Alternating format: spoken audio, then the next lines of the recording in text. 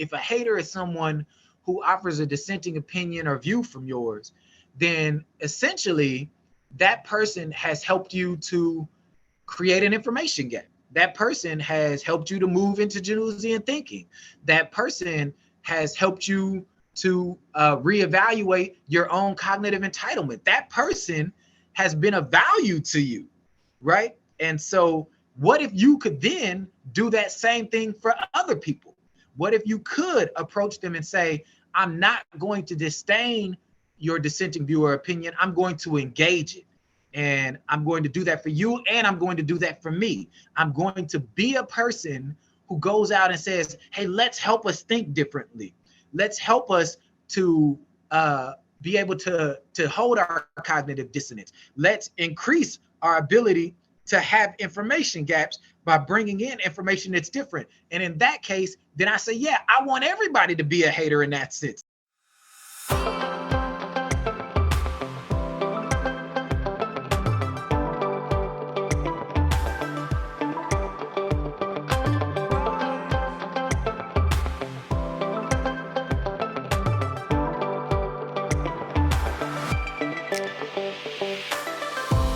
This week on the Midlife Awareness Podcast, we are talking with Dr. Wes Parham and his book, Be a Hater.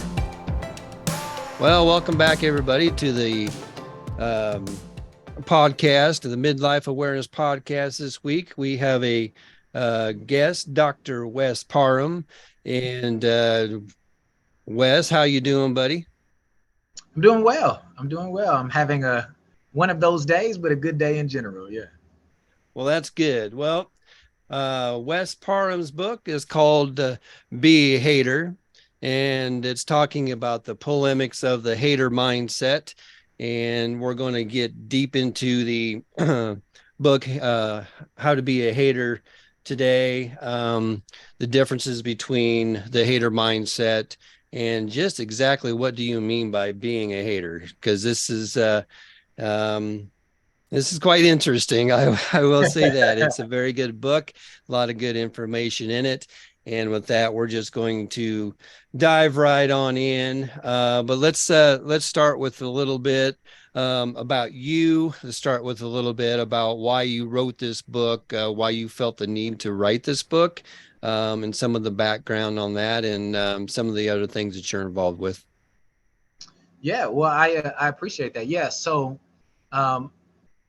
I guess my background is that I have worked in the field of education for quite a long time, and working in higher ed and elementary ed. Currently, I serve as the executive director of a nonprofit, and we serve pre-K through 12th grade students. And so in my work there, what I began to notice was some fundamental changes that I was beginning to see with the generations that were following us that felt like they had huge implications for where our culture, our society, and our world could go. And so I saw these things and I began to kind of be concerned, but I wanted to find a way to convey that information to this generation in a way that they would digest it and accept it, and it didn't come off like I was trying to beat up on them or something like that. And so I wanted to create an approach that kind of grabbed from contemporary culture and added some of the scholarly thought, some of the critical thinking and evaluation, cultural analysis that we were seeing in together. And so that's kind of how the birth of the book came about, if that makes any sense. And you got your PhD from UMKC, is that right? Actually, my bachelor's and my master's are from UMKC. My PhD is from Regent University in Virginia. Oh, nice. Oh, nice. So you're talking to two Kansas City boys here today. So we got a hometown feeling going in this one today, and that's going to be awesome. So we're going to have some good information out of this one today. One of the questions that I had when going through this, it's important to distinguish between being a hater, right, and having that hater mindset. Yes.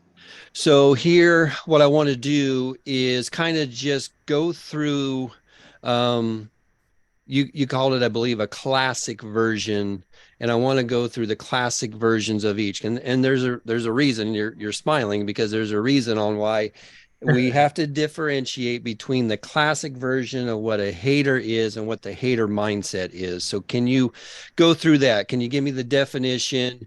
Does one necessarily cause the other? Can someone be both? Just things like that. Sure. Yeah, I think that I'm glad you started here, because this is the foundation of where the rest of the book goes. Is this understanding that in our culture there are two definitions that are actively being used, right? So if you would ask people to define a hater, which I would say is the classic definition, right? Most people would say, well, a hater is someone who wants to sabotage your success, who wants to stop you from succeeding, who wants to impede your progress. And I would say, okay, that's what we would define a hater as. However, if you actually examine the way that people use the word hater, it doesn't usually follow that trajectory. Most of the time, when people use the term hater, what they're referring to is someone giving an opinion, a thought, a difference than the one that the person listening currently holds, right? Mm-hmm. One of my favorite examples of this is you'll ask people, hey, what's a hater? And they'll say, oh, it's someone trying to impede my progress. And then you'll listen to a conversation. I heard a conversation between two fellas once, and one guy said, hey, I can't wait for those new Jordans. And the other guy said, man, I don't really like Jordans. And the first guy said, you a hater, right? and and in that usage, the second guy wasn't impeding his progress. He wasn't sabotaging his success. He wasn't doing anything. He offered a dissenting view or opinion than that of the first person. But the first person called that hating, right? And so we immediately have this distinction where we have the people saying, this is what I think a hater is, but this is how I actually use the term hater in society. And so we have these two going on at the same time. And I argue that the second one, the idea that a hater is someone who holds a dissenting view, opinion, perspective from you, actually is what leads to the hater mindset, right? Which is this idea that when I hear dissent, when I hear disagreement, when I hear a perspective that's not like mine, I label that hating. And as a result, I now have some actions I get to do, right? I get to dismiss that person. I get to dehumanize them. I don't have to give credence to whatever they're saying. I get to go back to my own self and assure myself that whatever idea, perspective I had is right. And so you're able to do all these things as a result of the way that we use the term hater, even as we're defining it differently than how we actually use it. Yeah, that was an interesting part of how you broke down each and one of those. Now, I do want to say out to the offset, you do have your own version of Yes. what the hater means, but we're going to leave that till the end, because your book is called Be a Hater, right? Yeah, that's right. Yeah. So why are you telling somebody to be a hater, right? So we're going to Right. go through I think the bulk of this right now, and really the bulk of your book is the foundation of the hater mindset. How do we get to that hater mindset? What happens?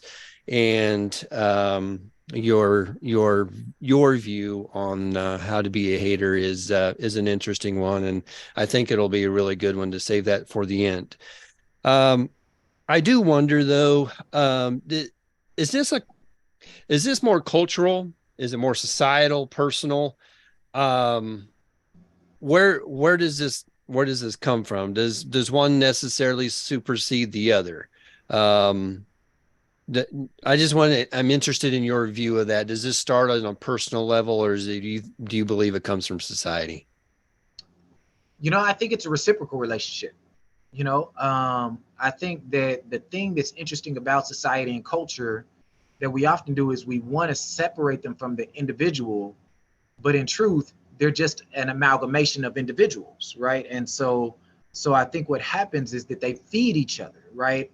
Individuals begin to embrace this, and then they bring that to the group, the collective, the society, as the proper way to think. One of the things that I think is really interesting is the definition of culture that we use in organizational leadership theory is this idea of it is a belief, behavior, idea, or set of ways of functioning that we think work well enough to teach to the next group of people as the way things should be done, right? And Mm-hmm. so by nature, as an individual, I have to have identified that this is something that I think works as a good way. And then I go out and I teach that to other people. Well, then those other people teach that to the people in their lives. And so by doing so, it becomes cultural while also being individual at the same time. And so that's why I think one of my goals, even I tell people, is that I'm on a journey to individually change one person at a time. Because if I can change one person at a Yeah. time, then I can maybe get the culture to change, instead of going and saying, I want all of the culture to change, right? Recognizing that there is that reciprocal relationship between the two. And I think that's what makes it an approach, a mindset that I want us to stay away from, is because it's not one that an individual will just hold. They will actually then feel like it works well enough to teach to the next person.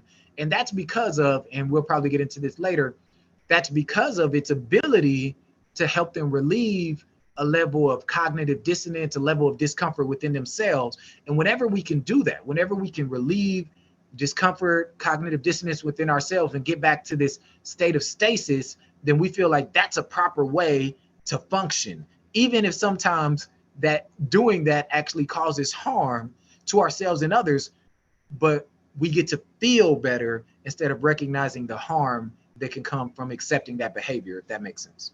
Yes, it makes total sense. And yes, we will go into some of that later on. And so one of the things that you do dive into in this book is gets into the morality issue a little bit. You don't talk a whole lot about it. It is mentioned, but when it comes down to the hater mindset, I believe that there is a level of morality that comes along with it. Have you ever read the book When Bad Things Happen to Good People by Harold Kushner? I have not read it, but I've heard of it. Yeah. He has an interesting view, and I think it's a little bit different than what a lot of people believe in.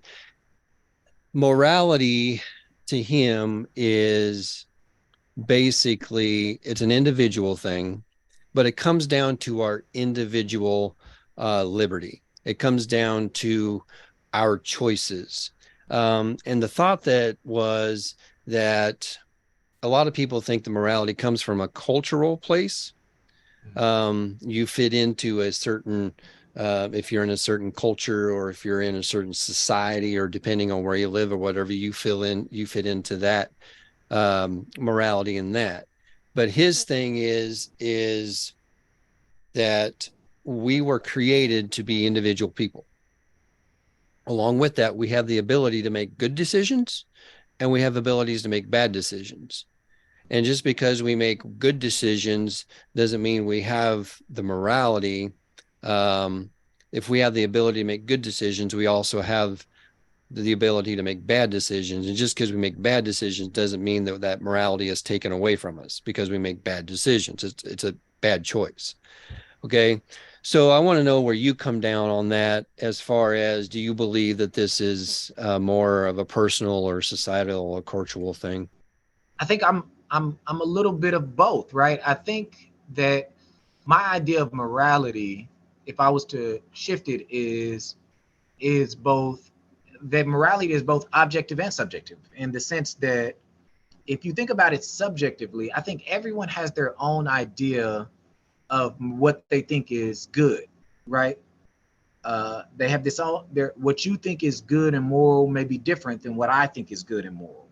However, at the same time, both of us think that goodness should be the standard, right? So in that sense, goodness is completely objective, right?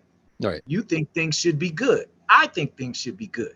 We both think things should be good. And in fact, Right. I would argue all people think things should be good. Right. And so in that sense, goodness is objective in itself, even though what we define as good is limited to us. But I think, so when I think of morality in that sense, I think that if we could actually get people to serve even their own goodness as often as possible, we'd still be doing a lot better, right? But Right. Right. I think we can't even get people to serve what they identify as goodness as often as possible. And so So I kind of think of morality in that way, is that it's both objective, subjective, it's both societal, individual, it's both cultural and individual, uh, all simultaneously. But in all sense, it can be summarized in that we all want goodness in as many areas of our lives as can possibly be. Right. And in that sense, I think that's the morality that we should strive for. You mentioned in this book also, you get into, and we're not necessarily going to do that here. I'd like to at some point down the road do another thing where we get into the nuts and bolts of this. But you get into, this book is heavy on the music industry and how the music industry is effective in culture, in society, but also how it delves into the hater mindset. And most of us that are middle-aged, you may not be there yet, but Oh, I'm there. I'm there. most of us are middle-aged, can think back, the time, now it's a little bit older than me, but during the 60s, when the music was just so reminiscent of the culture of the 60s, the war culture, the civil rights movement, and all that Yeah. stuff. And the music is basically woven into that time frame. And we will get into that at a later time. But part of that, though, is your language of hidden rules, right? Language is very, very deep into the uh, cultural, and that goes into the hater mindset and how we get into the hater mindset. So, why is language and the economic levels important, and why does it lead to into the hater mindset? Yeah. So in the book, I talk a lot about the importance of language and its ability to both shape and reflect culture. And so what happens is that language often has meanings attached to it that we don't necessarily identify, right? Or that we don't know have rules attached to them, right?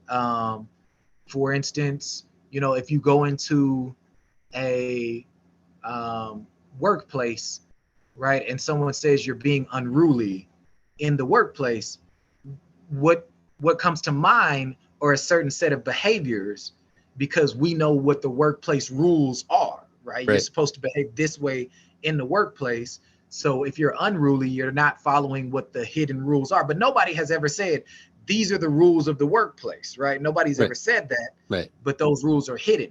And so what happens is we use language oftentimes that frames how you're supposed to function, how you're supposed to think, how you're supposed to behave. And those language often has hidden rules, conducts, things attached to them. And so if we're not able to recognize those hidden rules and information, and to be clear, I want to make sure uh, I pull heavily from the work of Dr. Ruby Payne on this. So I want to make sure everyone knows I am not claiming the hidden rules uh, Now you go through or that in any the of book. those. Yeah.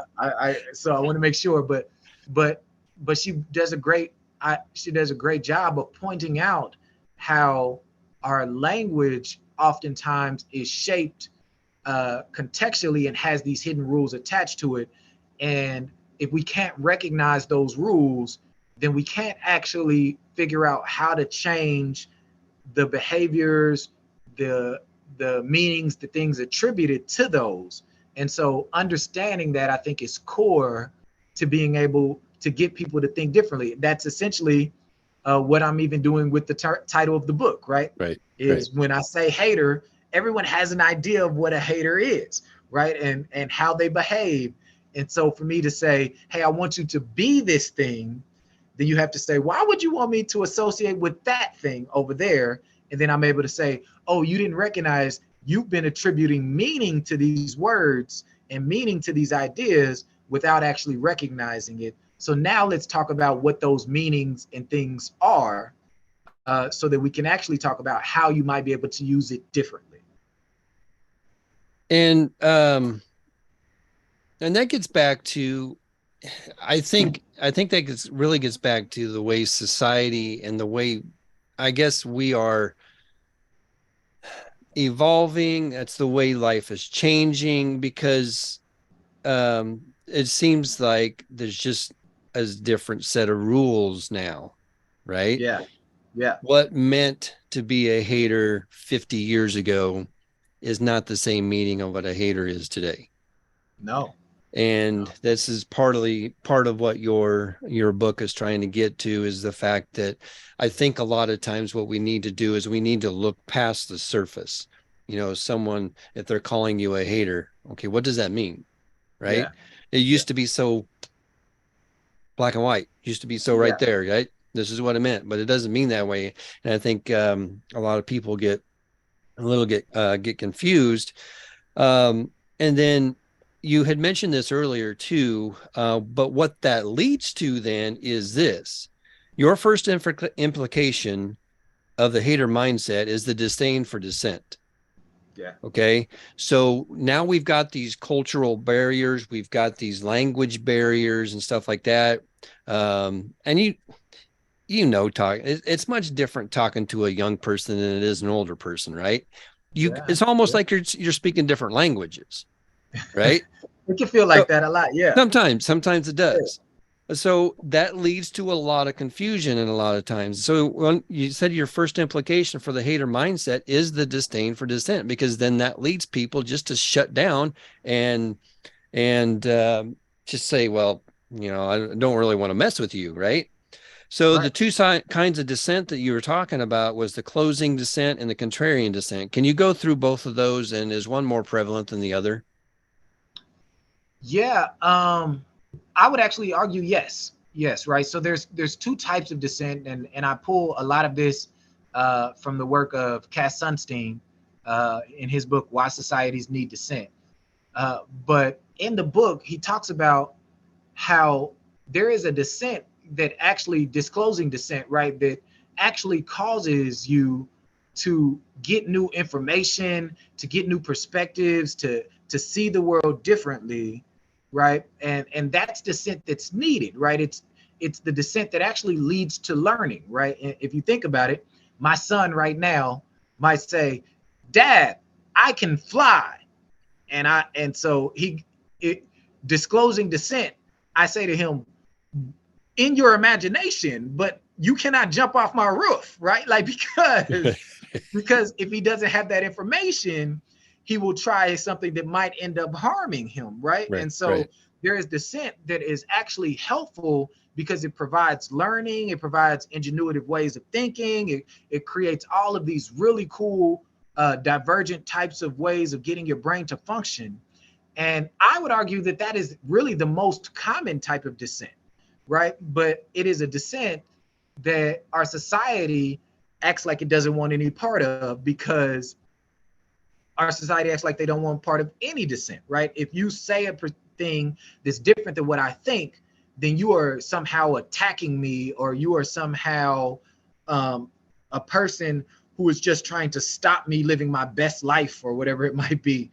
And as a result of that, you miss out on all the information, the growth, and all the thing that comes from that type of dissent. And then there's the other type of dissent, and that's what I think we do, is we tend to act like all dissent is this type of dissent, and that's contrarian dissent, right? That's dissent where we just want to say the opposite just to see what happens, right? I know a few people like that.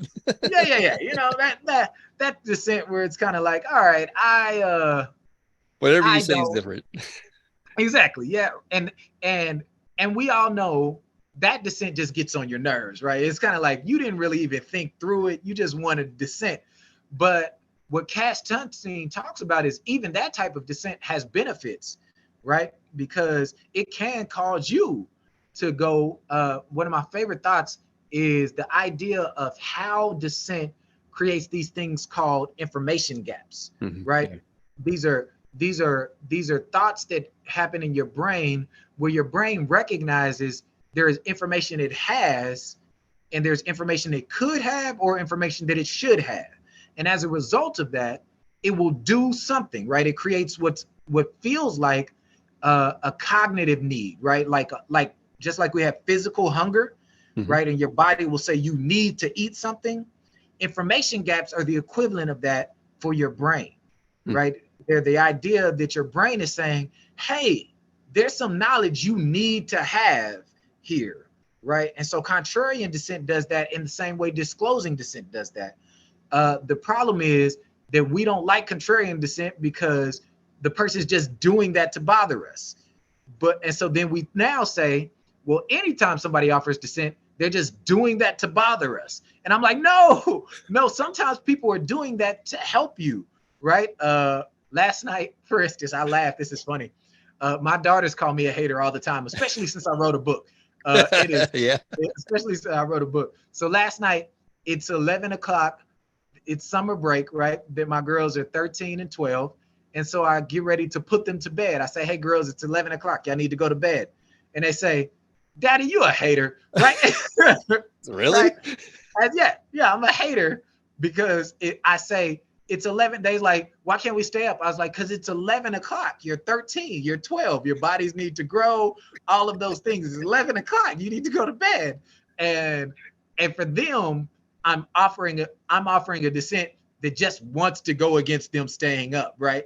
Not because I'm actually trying to teach them proper bedtime etiquette so that they can grow and develop, which is what I'm doing, right? But in their mind, Daddy's just saying this just because he wants me to go to bed, right? And so that's what happened is they took my disclosing dissent and said, hey, I want you to learn from this. This will help you in general, right? As a 13-year-old, as a 12-year-old, when it gets about 11 o'clock, during the summer, it's earlier during the school year, but during the summer, right, you should be thinking about bed. You should be thinking about it, right? You need to grow. You need the nutrients. Your body repairs itself. Your brain builds new connections. All of those things happen when you sleep. You should be thinking about that. But they just heard, Daddy just don't want me to stay up. You see what I'm saying? Like, and so from there, the dissent they heard was contrarian, when in truth, I actually offered disclosing dissent. And if they saw it as disclosing dissent, they would say, what is Dad trying to teach me? But because they didn't see it as disclosing dissent, now they just dismiss it. And I'm not sure if they learned what I wanted them to learn or not. We'll find out tonight. Yeah, that's true. You will. And that actually is going to get into a couple of different things we're going to get into in just a second. But that leads into entitlement. That gets into when you devalue people, and we're going to go through those things in just a second. So, but one thing I want to go through before we get to that point was that part of the reason why I started this podcast was that I believe that we either have lost the ability or we just don't want it anymore. And that's the idea to have two different thoughts at the same time. Yeah. You call it, it's cognitive dissonance. And I think that's one of the reasons why I wanted to start this podcast is I just believe that it's not always what you think it is. It's not always what you see it is. It's not always what you say it is. And so can you explain what what cognitive dissonance is and how you relate it to the hater mindset? Yeah. I think that's the key, right? Is that our culture seems to be with our rise of individuality and individualistic nature, which had a lot of really cool benefits. It also has some really deep challenges, and that was the idea that I should be able to feel or think how I want to, no matter what, right? And what cognitive dissonance is, it's a natural human phenomenon that happens when information is introduced to you that differs from the information you currently have, right? And what it is you naturally feel an uncomfortable feeling, right? If right now I said to you, did you know the sky was red? You'd say, what? Right? Like that feeling, that what are you talking about? That's cognitive dissonance. That's your brain saying, information was introduced to me that is different than I might normally believe or know. And that feeling is an uncomfortable feeling, right? Right. It's a dissonant feeling. And what happens is if we are not used to knowing what to do when that feeling occurs, then what we'll do is we'll just dismiss whatever information came so that we can go back to consonance or the state of what we feel like is mental stability, right? We'll go back to that state. And so we'll just say, whatever you said, I don't like it, get rid of it, right? And historically in our culture, that was not how we functioned, right? If you look, one of my favorite examples are the Lincoln Douglas debates, right? Yeah. In the Lincoln Douglas debates, Douglas would get up and he would literally talk for like 4 hours. And Lincoln would get up and be like, well, I need just as much time as he did to make my point. So everybody go home and eat and then come back and hear my perspective. And I don't know if you could imagine people sitting for 8 hours to hear two sides of the same argument in our culture, but that feels insane, right? Right. But that's what we've lost. We've lost that ability to sit with cognitive dissonance. Lincoln or Douglas, whoever, just shared 4 hours worth of information that I may not agree with, but I'm able to sit with it and listen to what he had to say and then wrestle with it and figure out if what he said means I should change what I'm thinking, if what he said means that I should counter back and offer a different perspective, if there's a synthesis between the two, and my brain is able to sit and wrestle with that. But what's happened is our culture has increased this thing called need for cognitive closure.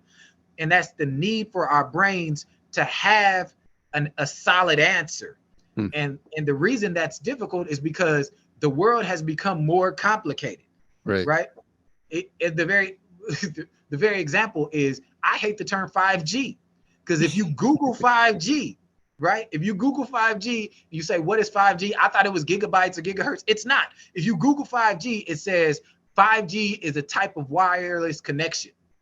And I'm like, that provides me no information. But what, you know what I mean? That's the world we live in. It's more gray that way, right? And so if I want a solid answer, this is what 5G is, it's very hard to get that in our world because it's becoming more complicated. It's becoming more VUCA is the term they used in the late 1990s. The American War College said that our world is becoming more VUCA, volatile, uncertain, complex, and ambiguous, right? Our world is becoming more volatile, it's more uncertain, it's more complex, it's more ambiguous. And at the same time, people are feeling like, no, I need to have a solid answer for information, for my way of thinking. And if somebody offers me information that makes my way of thinking feel complex, that makes it feel ambiguous, that makes it feel volatile, that makes it feel uncertain, then I'd rather just get rid of that because I'm not used to the cognitive dissonance that produces, right? I should never have to, as an individual, feel uncomfortable. I should never have to feel uncomfortable with myself, with thoughts, with society, right? That's what now you can see how that takes on a role in our culture, right? Now we attack anyone who brings out a perspective because I shouldn't have to feel uncomfortable ever, right? Whereas if we were able to sit with it, then we could also say, as a result, then now, since I can't sit with uncomfortableness, the first thing I want to do is figure out who made me feel this way. You're wrong. I don't like you. I have to attack you, right? You did it. You made me feel this way. You're a hater, right? And that's where we get into the idea of now cognitive dissonance leading to, number one, my sense of entitlement to my own thinking, my own views, right? I should be able to believe this. I should never even have to consider another person's perspective on it because I'm entitled to believe what I want to believe no matter what. So then you have the cognitive entitlement. And then you have the devaluing of relationships. Who caused me to feel like I should even be questioning? You did. You must be a hater. And by naming you a hater, what I mean is you're not like me. I am, and I love me, right? People love me. They love themselves, right? I love me, but you're a hater. You're not like me.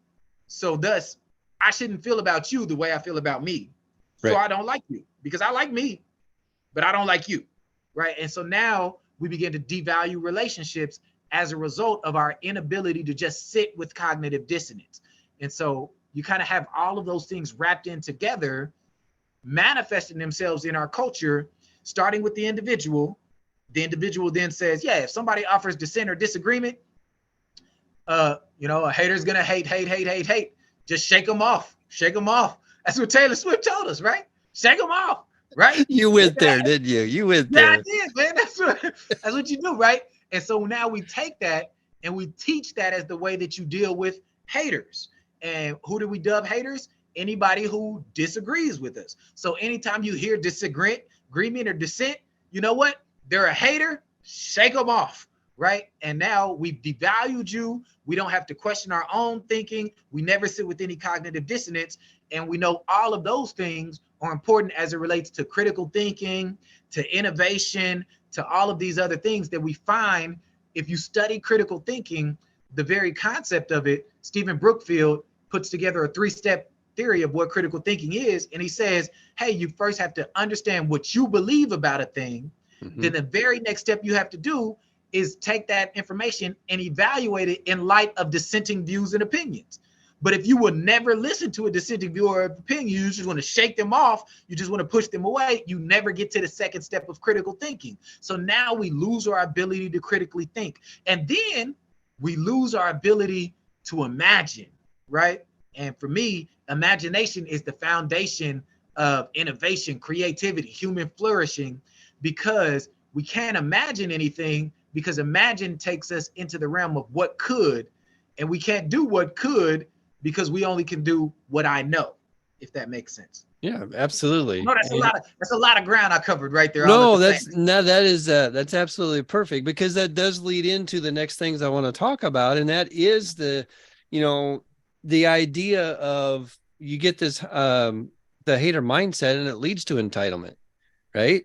And it leads to, and then when you get that entitlement going on, it does lead you to basically devalue what people think, devalue what people say. And so is there any I just want to clarify, when we say entitlement, we're talking about cognitive entitlement. Yes, and that's very important, right? Because the term entitlement has all kinds of and that's what wording. That's what we're talking about here. You feel entitled to think whatever you want to think, and nobody should be able to question that. Right. And which then leads you, that step there then is the very next natural step, is to devalue people. And that whatever you say is not good enough for me, it's not good enough for whatever, so I'm just going to shut it down. And that just leads back into this whole the hater mindset type of thinking. One thing that I do struggle with, and I don't know if this is necessarily cognitive dissonance, or maybe there's another term for it, but maybe you can help me out with this one. Okay, I'm from Kansas City, right? You're from Kansas City. Yeah. I'm a big Chiefs fan. Huge Chiefs fan. Okay. Can't stand the Bengals. Okay. Right? All right. Yeah. But I like the Reds. Okay. Can't stand the Broncos. I can see that. But I like the Nuggets and Rockies. Okay. Yeah. So is that cognitive dissonance? Am I just a freaky person, or where does that leave me? No, well, to be clear, if you throw the Chiefs in the midst of things, man, that makes things really complicated, right? No, I actually don't think there's any problem with that, right? I think that I would actually love if more people could do that, right? If more people could separate parts of a thing from a thing, right? I do not like and anyone who knows me knows that I don't do a lot of social media, or haven't done a lot of social media. I don't like the vanity of social media, right? It feels to me like people spend so much time trying to make sure they look a certain way for other people, that they forget that the whole purpose was social, to see the other people, right? Right. But we're so busy spending all this time looking at how we look to people, we didn't actually see the other person. And so as a result of that, I don't really like social media in that sense. But I love social media because it gives you the opportunity to connect in ways that I couldn't growing up, right? If I was growing up and you moved away and you didn't know your phone number, you was just gone. Right? I mean, you was just gone, you know. And now we have this way to kind of be like, oh, let's continue to stay connected. And so you can have these really deep, meaningful relationships. And so being able to say, I don't like something and like it at the same time is for me the foundation of what we have to be able to sit for with, right? That's it, saying we don't have a high need for cognitive closure. We can have a low need for cognitive closure. We can hold two things that seem contradictory at the same time. And in fact, if you hold two things that seem contradictory at the same time, that usually is what leads to what we talk about in the book, and what we find in organizational leadership theory and innovation theory, known as Janusian thinking, right? Being able to think about two things at the same time forces your brain to come up with really cool, novel solutions. My favorite example is the Wright brothers, right? Mm-hmm. The Wright brothers held in their mind the idea that humans can't fly, but the physics that allow birds to fly look like they should apply to us. Right. And they held both of those at the same time, and it forced them to come up with a new solution. And what did they come up with? They came up with the airplane, right? Right. You see the same thing with Microsoft, right? Computers are powerful. Everybody should have one in their house, but very few people know the coding language that would make the computer useful. So what do? How do I hold those two things in my mind at the same time? Oh, let's create an easy interface system that most people can use to make the computer powerful in their house. And you actually find this type of thinking at the core of most of the greatest innovations that you find in societies, in cultures, in human beings. The idea of being able to hold two things in your brain at the same time, even if they feel like they seemingly contradict, and then find out the synthesis, the connection between them, it produces brand new ideas, information, ways of thinking that really can transform whole cultures, societies, and all of those types of things.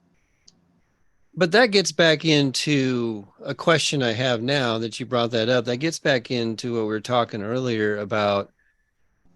A lot of times we are taught growing up not to have those thoughts, right?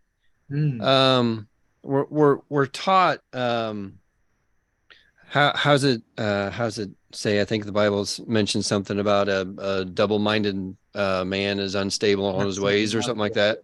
Yeah. So we're taught, if we have a thought, or when what is passed down to you, let's put it that way, what is passed down to you is the right way to go, is the right way to think, and to think outside that box, and to think anything outside that is detrimental. So what we're saying here, what we're talking about in this book, it goes very contrarian to a lot of the ways that we grew up thinking. Yeah. And that goes back to my point, right? Is one of the things we have to first recognize is that hasn't always been the case, right? That hasn't always been the case even in our culture, right? And in fact, that hasn't been the case in human development, right? I could show you pictures that are written in hieroglyphics on the walls in Africa that we now call the African theory of duality, where they were saying, hey, think in two different ways at the same time, right? The Roman god Janus literally had two heads facing in opposite directions, right? You find yin and yang in ancient Asian cultures, right? The idea, even the Bible, when it talks about being double-minded in all its ways, I think we take that to mean holding two different thoughts, but that's because of the way we think of the mind, right? And we have to think about the way that the cultures of that time thought of the mind, and they didn't think of it in the way we think of it. And so this idea that somehow you have to be thinking one way and to consider another way while thinking that way is somehow going to disrupt you is relatively new in terms of human civilization, right? And if we can get back to the idea that we should be okay with sitting with difference. You know why we should sit with difference? Because you're different than me, right? You're different than me, Dennis. And so you're going to have a different perspective than me. But that does not mean that your perspective is wrong, and it doesn't mean mine is right. It could mean that the truth lies in the middle. Yes. Right. Yeah. But if we say, no, Dennis, you're a hater, you thought the opposite way from me, right? Then I never considered that the truth was in the middle, and thus I never get to it. And so I think it's important for us to know, like, yes, and I think that's why I wanted to write the book, is because not only has this idea not been around, this idea of disdaining dissent, of not caring about it, of devaluing, of calling the other person a hater, not only has that not been around for very long, it feels like it's intensifying, right? And that's why we can't even, everybody sings the praises of our country and its ability to create this democracy with all of these different views and perspectives and things like that. But if you look at our politics now as opposed to their politics then, I mean, let's be clear. Back then, if you were elected president, your vice president might have been a different political party than you. Yes, that was very common. Yeah. And you had to just roll with it, right? That would be insane for us now. We would not be able to qualify. And that's the part, right? So now we're seeing these ideas that we used to extol as really cool. We're now seeing becoming more and more less valued, I guess. Yeah. We're seeing them become less valued, and it seems to be increasing. Now we're not only doing it with elected officials, now we're doing with issues. Now we're doing it with people. Now we're doing it with groups. And it's kind of like, wait, at some point, guys, we've got to stop. We're going the wrong direction. We're going the wrong direction in terms of our ability to sit with cognitive dissonance, to hear different perspectives, to see the humanity in Dennis and in Wes, even if we have differing views. We're losing our ability to do that, and we have to stop, because this is going to take us in a direction that we do not want to go. And I think that part right there probably leads us well into the last question in this session here, is that we have talked so much today about the hater mindset, and don't be a hater, and all these things about that. But yet you wrote a book that's called Be a Hater. Yeah. So please explain that. Yeah. I think that what I want to do here is rebrand the title of hater, right? If a hater is someone who offers a dissenting opinion or view from yours, then essentially that person has helped you to create an information gap. That person has helped you to move into Januszian thinking. That person has helped you to reevaluate your own cognitive entitlement. That person has been of value to you, right? And so what if you could then do that same thing for other people? What if you could approach them and say, I'm not going to disdain your dissenting view or opinion. I'm going to engage it. And I'm going to do that for you, and I'm going to do that for me. I'm going to be a person who goes out and says, hey, let's help us think differently. Let's help us to be able to hold our cognitive dissonance. Let's increase our ability to have information gaps by bringing in information that's different. And in that case, then I say, yeah, I want everybody to be a hater in that sense. Be a hater. Bring this information to people. Bring it. Help us all to think. Do the same. Invite those people into your life. Be a hater in that way. And so I'm hoping to reclaim and rebrand what a hater is, so that when we hear it in dissent and disagreement, like my kids did last night, they called me a hater, and I said, thanks. I appreciate that. I hope this helps you to recognize you should go to bed at 11 o'clock, right? Like that's where I no longer felt like that was a term of negativity for me. I embraced it. If I'm a hater, because I'm getting you to go to bed at 11 because that's helping you to think about your body and the way that you should feel and how you feel in the morning, then I take that. Yes, I'm a hater. Thank you. I'll be that. Well, I think we're going to leave it right there for this week. That has been this has been a fun session for me. I really did enjoy the book. I think there's a lot of good information in there. Hopefully, we didn't speak about too much of it in there because I do want people to go out and get this book. It is very good. It's not a real hard read. It's real. There's a lot of information in there, but it's easy to get through. And there's a lot of really good points in it. So next time we figure out when we get together next, but I want to do more of a practical setting. So now we're going to take the groundwork that we've worked with today from the book, and we're going to put it into practical use on how people can go out there. And as you point out, we're going to all try to be haters from here on out. So yes. Okay. All right. Well, Dr. Wes, we thank you so much for coming on board. And real quickly on our way out, why don't you give us a like a website or where you can go get the book and anything else that you want to mention at this point? Sure. Yeah. If you want to know more, you can or connect with me. You can always go to drwesparham.com.